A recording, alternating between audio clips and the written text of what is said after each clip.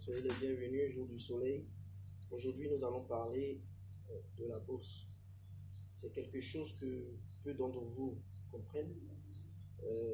Je suis analyste, investisseur moi-même. Je pratique le marché depuis 2012. J'ai commencé en tant qu'étudiant.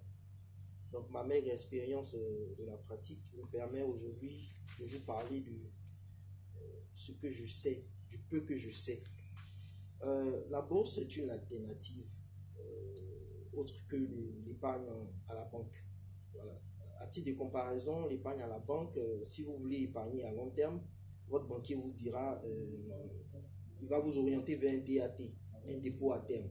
Voilà. Pour un dépôt à terme qui peut-être peut se définir sur des années, 5 ans, 10 ans, voilà, moyennant intérêt qui varie entre 3,5 et 4,5% de plus. Voilà.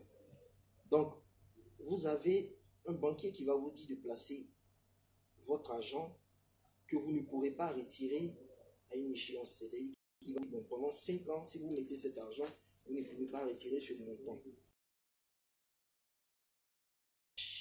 À chaque fois que les années passeront, il va vous promettre 3,5%. Ça, c'est un exemple parmi tant d'autres. Il va vous promettre 3,5% d'intérêt.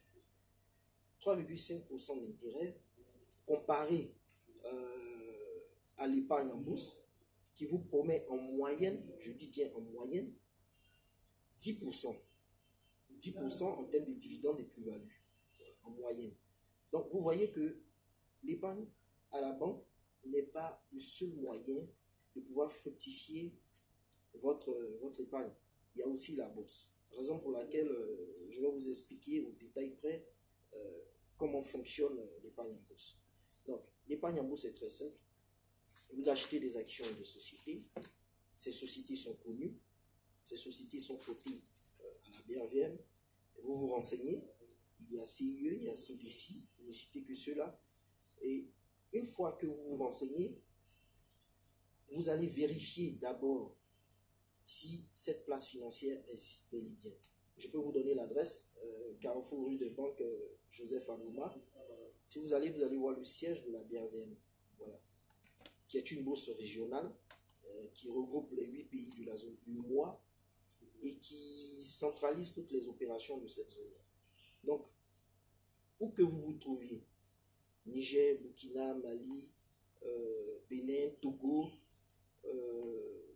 Guinée-Bissau, si vous vous trouvez dans ces 8 pays de la zone UMOA, vous pouvez investir sur le marché de la BRVM en tant que résident. C'est-à-dire, vous pouvez trouver une agence dans votre pays de résidence où vous pourrez suivre les informations, où vous pouvez voir votre transaction être traitée. Maintenant, il y a les SGI. Les SGI, Sociétés de gestion et d'intermédiation, qui sont pour la plupart des filiales de banques que vous connaissez, très représentées dans la zone. Vous pouvez vous conduire dans une SGI, ouvrir un compte, comme un compte espèce, c'est un compte titre. Voilà, c'est un compte qui héberge les actions que vous allez acheter ou les obligations. Et une fois que c'est SGI qui domicilie votre compte,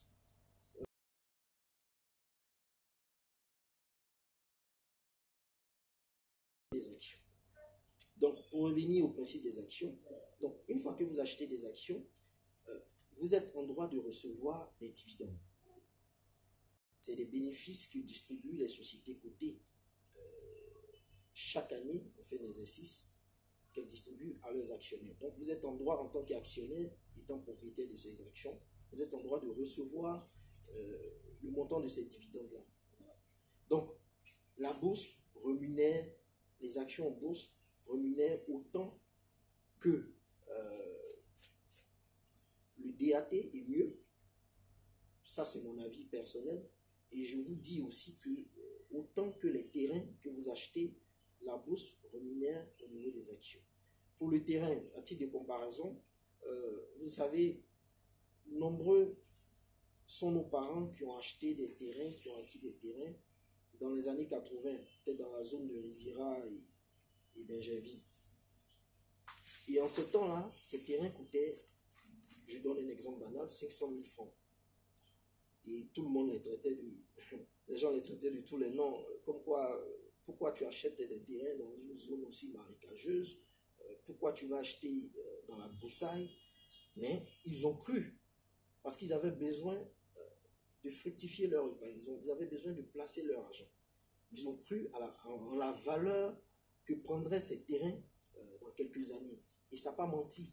Donc 10, 20 ans après, nous pouvons le constater d'ailleurs, un terrain dans la zone de Riviera, Bournemé, ou Riviera à Toban, ça coûte, c'est au moins 60 millions. Vous voyez, donc quelqu'un qui est dans un terrain, qui se retrouve avec la valeur de ces terrains à 60 millions, vous voyez la différence. Donc, ce principe-là est applicable en bourse. Vous achetez des actions. Je prends un exemple. Vous avez acheté des actions CIU dans les années 90.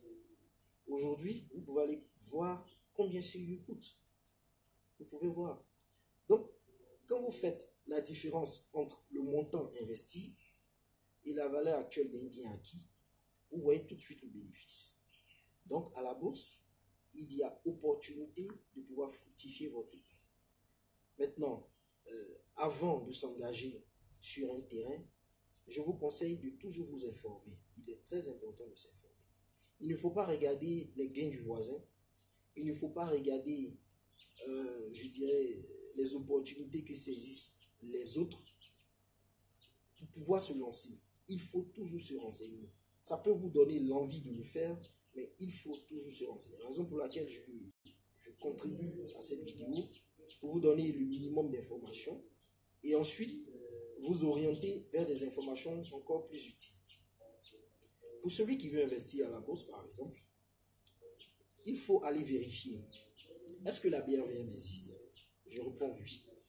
Vous allez au plateau, rue Joseph Anoma, rue des Banques. En Côte d'Ivoire, hein? En Côte d'Ivoire. Voilà, parce que là, je réside à Abidjan. Donc, pour les Abidjanais et pour ceux qui sont à l'intérieur du pays, je vous invite à aller au plateau. Le siège est bel et bien là. Je vais vous donner un lien sur lequel vous allez cliquer. Le lien de l'APSGI, www.apsgi.org. Est-ce que tu peux reprendre? www.apsgi.org. Voilà. C'est le site des professionnels des SGI. Vous allez trouver toutes les SGI répertoriées. Toutes les SGI, je dis bien toutes les SGI. Les SGI, c'est quoi? Sociétés de gestion et d'intermédiation. D'accord. C'est des sociétés qui sont pour la plupart des filiales de banques que vous connaissez. Je donne deux exemples. Pour Attijari ou Afabank, vous avez l'Africaine de Bourse. Et pour la SGBCI, vous avez Sogebourse. Donc, c'est juste à titre d'exemple, ce n'est pas de la publicité. Donc, vous pouvez vous orienter vers ce site et vous allez voir répertorier toutes les SGI qui sont dans les 8 pays de la zone UEMOA. Vous avez leurs adresses, vous avez leurs contacts, vous pouvez communiquer avec eux et étaler vos préoccupations. Donc, quand vous allez voir dans ces SGI, je vous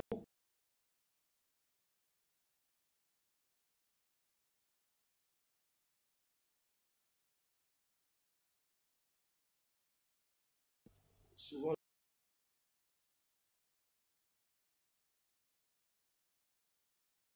sur le compte, ils sont venus grignoter sur le peu d'argent qu'ils ont épargné. Donc, pour ne pas vous laisser surprendre, il faut comparer les grilles tarifaires, c'est très important. Les frais d'entretien, voilà, et les autres frais annexes, c'est très important. Une fois que vous avez comparé, une fois que vous avez vous êtes imprégné des conditions d'ouverture, si ça vous sied, vous pouvez prendre maintenant la décision d'ouvrir votre compte. Une fois que vous ouvrez votre compte, mettez-vous en tête que vous êtes dans un plan d'épargne. C'est toujours important de le souligner. Un plan d'épargne. La bourse n'est pas un casino. La bourse n'est pas un placement de monnaie VIA. Ça n'a rien à voir. La bourse, c'est un plan d'épargne. Pourquoi? Parce que quand vous ouvrez votre compte, il faut vous mettre en tête que je mets d'abord le montant d'argent dont je n'aurai pas besoin tout de suite. Il n'est pas question que vous allez mettre le montant de votre loyer, c'est-à-dire l'argent de votre loyer à la bourse, espérant que ça vous rapporte dans les 2 mois. Non, ce n'est pas comme ça que ça se passe. Vous faites un plan d'épargne. Je donne un exemple banal. Un montant d'argent, peut-être 20% de votre salaire ou 10% de votre salaire. Vous le mettez de façon régulière. Vous respectez ce montant-là. Au bout de 1 an, 2 ans, ce montant sera forcément consistant. Et une fois qu'il est consistant, pendant que vous l'épargnez, vous achetez des actions. Okay. Et ces actions-là font travailler l'argent. Parce que ces actions elles-mêmes sont, je dirais, des actifs. C'est-à-dire quoi? Un actif, c'est un bien qui vous rapporte de l'argent. Je répète, un actif, c'est un bien qui vous rapporte de l'argent. Parce que vous disposez de biens qui vous rapportent pas forcément de l'argent. Avoir une voiture pour se balader, c'est pas un actif. Avoir une voiture qui fait du taxi pour vous ou du Woro, ça c'est un actif. Donc, c'est une différence à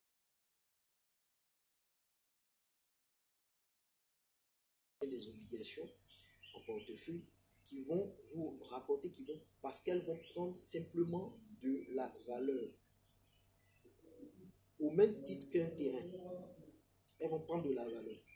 Raison pour laquelle, si vous achetez, plus vous achetez des actions, plus vous en gagnez. Parce qu'une action qui coûte 1000 francs, vous en avez acheté 100. Donc ça va vous faire un portefeuille de 100 000 francs. Okay? Si au bout de 3 mois, 4 ans, 5 ans, cette action-là vous revient à 2000 francs, voilà la valeur actuelle de votre action par 2. Vous voyez? Donc, si vous multipliez ça, vous multipliez le montant de l'investissement aussi par 2, vous n'avez qu'à déduire le montant de l'investissement initial avec la valeur actuelle, vous allez voir le bénéfice que vous allez vous faire. Donc, c'est réel, ça existe bel et bien, et c'est une opportunité vraiment à considérer. Et maintenant, je vais vous parler un peu de l'historique de la bourse. La bourse existe depuis 22 ans. C'est une bourse régionale, BRVM, Bourse régionale des valeurs mobilières, qui a son siège au plateau, voilà, qui travaille avec, dans son organisation avec une DCBR. DCBR, c'est Dépositaire Central Banque de Règlement. Le dépositaire central cherche à... Sa mission est de recevoir tous les titres, c'est-à-dire les actions, les obligations, tout ça qui circule sur le marché. Voilà, cette structure-là est garant de ces titres-là. Et puis, la banque de règlement, c'est cette banque-là qui met à disposition toute la liquidité, c'est-à-dire l'argent qui circule, qui met à disposition pour le compte voilà, des clients, des investisseurs ou des épargnants que vous êtes. Voilà. Donc, au-delà de ça, il y a les antennes de bourse. Les antennes de bourse sont représentées, c'est-à-dire j'ai parlé de 8 pays, d'une bourse régionale qui regroupe les pays de la zone UEMOA. Donc, vous allez trouver des antennes de bourse, donc 8 antennes qui sont représentées là dans ce siège, qui reçoivent tous les ordres. Les ordres, c'est quoi? C'est des petits papiers que vous remplissez pour émettre à ces antennes-là pour dire que vous achetez telle quantité d'actions à tel prix et sur une période déterminée. Voilà. Donc, c'est ce qu'on appelle des ordres. Donc, quand vous envoyez ces ordres, c'est ces antennes-là qui, dispersées dans les 8 pays de la zone UEMOA, reçoivent tous ces ordres et les centralisent à la BRVM. Et ces ordres-là sont traités. Voilà. Donc, c'est un marché au comptant, c'est-à-dire qu'il faut disposer de l'argent dans son compte pour voir ses ordres exécutés. C'est un marché à cotation continue, c'est-à-dire dans la même journée, vous pouvez avoir le prix des actions qui peuvent fluctuer, qui peuvent varier, qui peuvent changer. C'est un marché, je dirais, centralisé, comme je viens de l'expliquer. Les ordres viennent des différents pays de la zone UEMOA et sont centralisés dans, voilà, je dirais, la machine de négociation. Voilà. Donc, vous avez un marché de la bourse. À la différence de ce que vous voyez à la télé, je dirais que c'est un marché encore embryonnaire. C'est un embryonnaire, c'est-à-dire c'est un marché qui a sa phase vraiment de démarrage, qui en son sein c'est un marché où s'échangent des produits, je dirais, traditionnels. Actions, obligations. Voilà. Donc, c'est un marché calme, c'est un marché liquide pour certaines actions, dividendaire pour d'autres actions, c'est-à-dire c'est un marché où vous voyez les mouvements de fluctuation relativement faibles. C'est un marché où vous avez je dirais, des montants de dividendes qui sont rémunérés de façon régulière. Les dividendes, je dirais, c'est une part des bénéfices qu'une entreprise, société cotée décide de distribuer à ses actionnaires. Et vous êtes aussi en droit d'en bénéficier vu que vous aussi vous êtes actionnaire, vu que vous détenez les actions de cette société. Donc voilà, je vous ai donné la démarche pour investir, je vous ai parlé grosso modo du fonctionnement et de l'organisation de la BRVM. Voilà. Si vous avez des préoccupations, des questions. Voilà. Moi, j'ai quelques questions. Tu nous as expliqué comment ça se passe en Côte d'Ivoire ici. Et ceux qui sont à l'extérieur qui veulent investir, comment ils doivent faire? Quelles sont les démarches qu'ils doivent entreprendre? Pas forcément à l'intérieur, mais qui sont à l'extérieur du pays. À l'extérieur du pays. Voilà. D'accord. C'est simple. Vous avez aujourd'hui, nous avons la digitalisation des services. Pour la plupart de ces SGI, ces sociétés de gestion et d'intermédiation, les sites. Vous allez vous renseigner sur ces sites d'abord. Vous voyez les conditions légales tarifaires. Vous les contactez. Ils vont vous donner toutes les formalités qu'il faille parce que chaque SGI a ses formalités, a ses conditions. Ils vont vous faire parvenir des documents numérisés. Vous allez les remplir. Vous allez signer votre convention compte-titre et vous allez rendre disponible le montant d'ouverture. Une fois que vous rendez disponible le montant d'ouverture, c'est-à-dire une fois que vous mettez à leur disposition le montant qu'ils ont demandé pour l'ouverture d'un compte, ils vont ouvrir le compte, voilà. Et peut-être qu'ils vont vous envoyer les documents via la poste ou DHL. Vous allez les signer, vous allez leur amener et de façon officielle, vous aurez votre compte titre ouvert. À chaque fois que vous allez alimenter votre compte en espèces, vous pouvez leur envoyer des ordres. Voilà. Si vous avez la gestion libre, c'est-à-dire la gestion libre, c'est quoi? C'est lorsque vous décidez dans la convention, dans le contrat qui vous lie avec la SGI, de vous-même gérer votre compte, vous êtes en gestion libre. Mais si vous confiez la gestion à la SGI, dans ce cas-là, la SGI prendra la décision d'acheter pour vous, de gérer votre compte pour vous. Voilà. Donc, vous, tout ce qui vous revient de faire, c'est d'alimenter en espèces à chaque fois votre compte espèce. Voilà. C'est très important parce que si vous n'alimentez pas votre compte espèce, si vous n'effectuez pas le plan d'épargne comme il se doit, vous pourrez manquer de liquidité alors qu'il y a des opportunités. Ça, on en voit souvent. Il peut y avoir des opportunités, il peut y avoir une société qui va être cotée, qui va émettre des actions sur le marché. Et là, vous vous rappelez que vous n'avez pas de liquidité disponible. Vous n'avez pas mis l'argent sur le compte. Donc, il faut toujours mettre l'argent sur le compte et faire son plan d'épargne correctement pour pouvoir profiter des opportunités sur le marché. Voilà. D'accord. Est-ce qu'on peut acheter des actions sans intermédiaire? Non, c'est pas possible parce que quand vous dites sans intermédiaire, c'est comme ça que je vois la chose. Oui, c'est ça. Hein? Et demander à acheter des actions. Non, ça ne se passe pas comme ça. Le marché est réglementé et cela nécessite de passer par un intermédiaire que sont les SGI, Sociétés de gestion et d'intermédiation. Vous voyez, ils font l'intermédiaire entre la bourse et vous. C'est eux qui hébergent votre compte. C'est eux qui hébergent votre compte. C'est chez eux que sont domiciliés les comptes titres. D'accord. Voilà. À la différence des comptes espèces où vous mettez de l'argent, les comptes titres, c'est où on met les actions que vous achetez. C'est eux qui hébergent ces comptes-là. Donc, vous devez passer par eux et eux vont acheminer.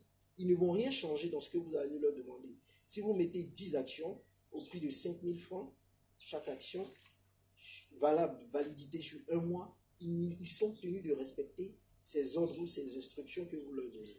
Ils ne changent rien. Voilà. Et c'est eux qui acheminent ces ordres-là sur le marché pour que ça soit exécuté. D'accord. Deuxième question. Comment éviter les arnaques? Comment éviter les arnaques? Les arnaques en quel genre? Il y en a plusieurs types. Il y en a plusieurs types.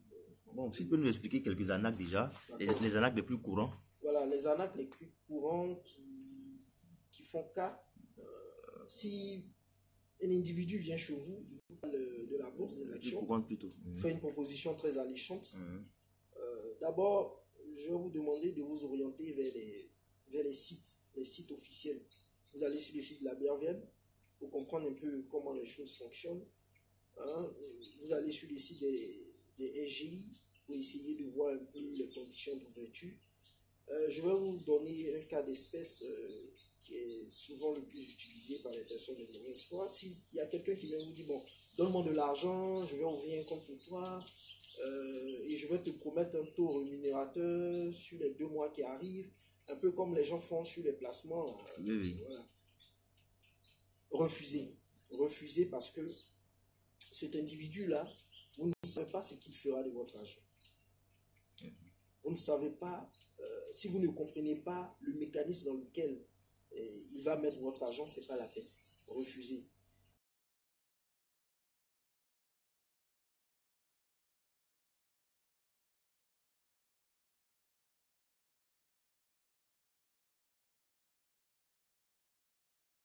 Vous allez dans une SGI et là-bas, vous aurez des conseillers clients qui vont vous fournir tous les éléments de réponse à vos préoccupations et qui vont mieux vous orienter.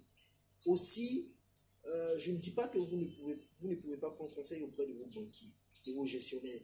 Vos gestionnaires peuvent vous donner des conseils, mais attention, les gestionnaires de banque sont tenus de vendre que des produits bancaires. Ça, c'est important de le préciser. Un gestionnaire de banque, si vous lui demandez d'investir,